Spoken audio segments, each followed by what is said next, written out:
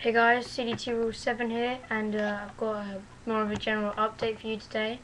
I've got a new project that I'm going to be doing, hopefully, and an update on a new Nerf, well, an update on one of my old Nerf guns that I've improved. Sorry about that. Let's start off with the project first. This is going to be my new project. It's a normal night finder with air restrictors removed, and I'm going to turn it into 1/6 another gun. Basically, when I ordered the spring for my homemade, which is on my desk there, you can just see the stock of it right there.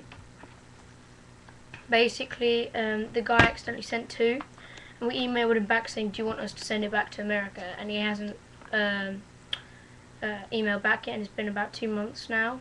My dad said if he doesn't email back within like the next couple of days, then I'm allowed to keep the spring. And there's a little tiny catch spring in there as well, which will be handy for it if I want to put that big spring in it. But if the guy does email back, obviously take out the gun and I'll send it off to him. And what I would be doing in this, I would be cutting down from here. So it's sort of hard to do backwards. There. So it'll look more like a pistol without the laser light, and then because I do still want a laser, I may embed a laser in where that bit would be. So I may keep it so it chops off just straight down there. So it's still got quite a bit of room, and I think that'll look pretty sick as well. I don't know what about to do this area though, because I do want to cut it down, but if I do this bit then it'll just be in the way. I mean, I could chop it off, I don't know what to do. If you could send me a link in the thing that you've done maybe with your night finder or whatever, but oh well. So back to the things that I'll be doing. So I would have cut it down, installed a light, well not a light, a laser, because I've got a laser. It's not on my desk at the moment, it's downstairs I think. I'll use the spring in it. I'll use the improved catch spring so that it wouldn't misfire. I'm going to improve the seal on it, lubricant it up, and that's it basically. So I'm going to probably get quite a bit of power out of this thing. And these are the new things. I went to my nan's the other day and there was a craft shop on the way. My dad needed some felt tips for my mum because she's a teacher and she needed some for her class. We went in there and we were only like 2 minutes, and I said to my dad if I could get some more hot glue because I ran out. So with those modded modded Stephens, the modded streamlines, I put hot glue on them, and then I've painted the tips gold like that. I don't know if you can see, yeah. And I wanted to do one more because I thought 4 was a bit of an odd number, so I did 5 instead. And when you receive the Maverick, sometimes you get black darts, black Whistler darts. The foam is black and the tip is orange, and usually it's the other way around. So this is with the tip cut off, and then I've got hot glue on the top. This one flies so fast, it is insane, seriously. And you just have to, you don't have to, but I prefer to, because you get a bit more of an air seal. So now it's right in there. And actually, when I do that, that seriously hurts my hand. No joke. And I told my brother to shoot me, but he hit me on the leg and it didn't really hurt, but it did before. Okay, moving on to my update on my gun. In my last video I showed you about this. My weird Nerf gun, as it was titled, I think.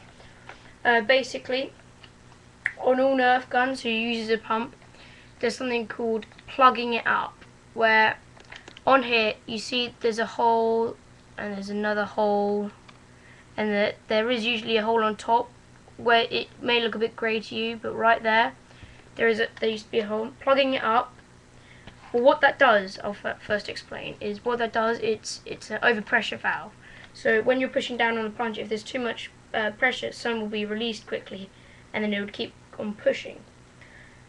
If you plug that up, then you get the maximum amount of air into the chamber at one time. And I did it, and then I think I had an air leak. It still has a tiny air leak because there's quite a bit of pressure when I push down once. So there's no sizzle there, but I will fire it for you.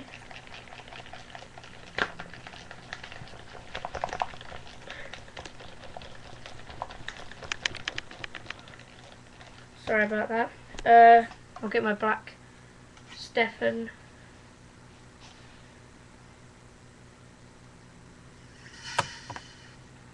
That was a big fail. I don't know if you can hear this, I don't think you can. I don't think you can. I think that was just a long pause for some reason. But you can hear it sizzling quite fast. So I'm going to do it one more time. And you'll be able to hear how much air does get released. I think that was a bit of a misfire. I think I held down the ball valve too far. Not held it too far. Opened it for too long. So you heard that? Yeah. Well, obviously there's a little bar on the side of the little screen where you can see me, well, where you can see yourself. So if there's something wrong with the camera, you will know. And there's a little volume meter, and it hit the top, and it goes red, and it goes wee. Yeah, I'm quite childish. Shut up. Actually, that was making a funny noise. Oh well. I'll fire it again. Where's the dark guy? Ah, there it is. Okay, it's in the bottom. I think I lost the dart. I'll find it in a minute. That's getting good. It will go. It does go quite far. It's not very practical because it shoots one, and then you have to pump it up like 30 more times. It's a bit pointless, but it's quite fun because I made it just from scraps. I think that's all I have for you today, and that's it. So I'll see you guys soon. Thanks. Bye.